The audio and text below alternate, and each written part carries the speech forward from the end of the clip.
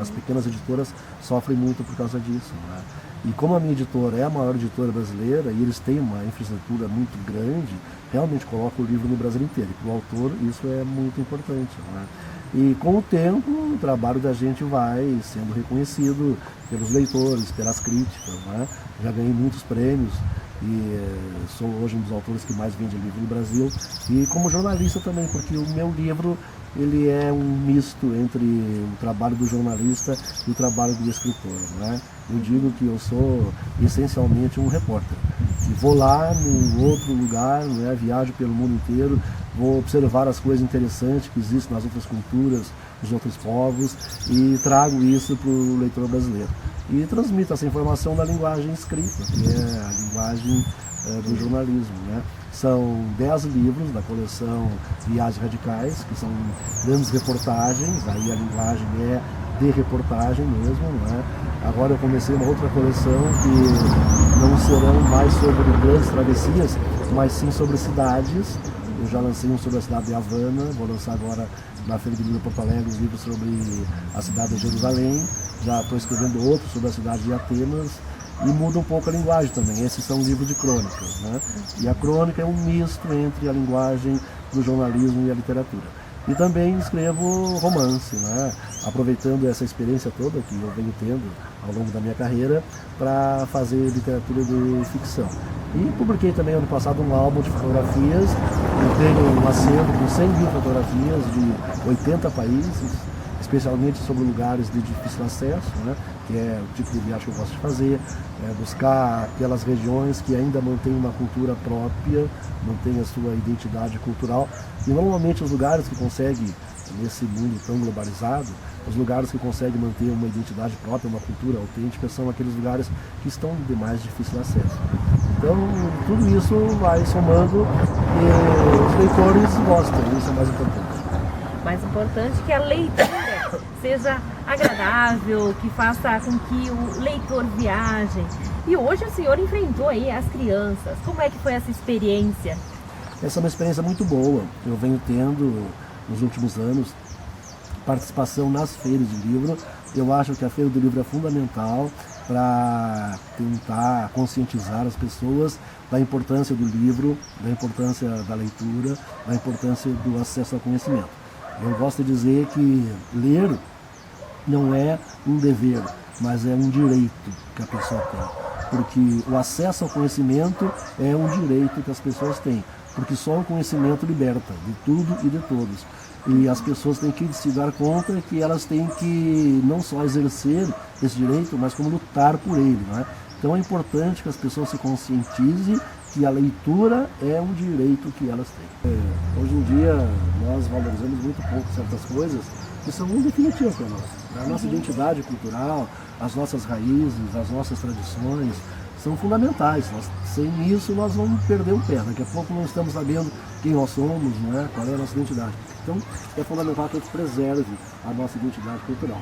E quando a gente vem numa cidade como essa, que tem essa consciência de preservar o seu patrimônio cultural, a gente sai daqui encantado, né? Então eu espero voltar e mesmo que não me convide, eu tenho certeza que vou voltar de novo. Quem sabe não volte e torne Antônio Prata uma das cidades da coleção aí das cidades do mundo. Olha, tem perfil, né?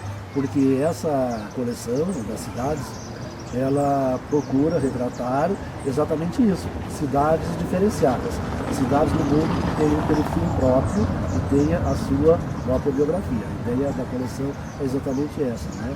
E nesse aspecto eu estou claro se enquadra. Dentro da programação, então, da 10ª Feira do Livro, houve a participação do escritor André Neves. André, você, além de escritor, é desenhista.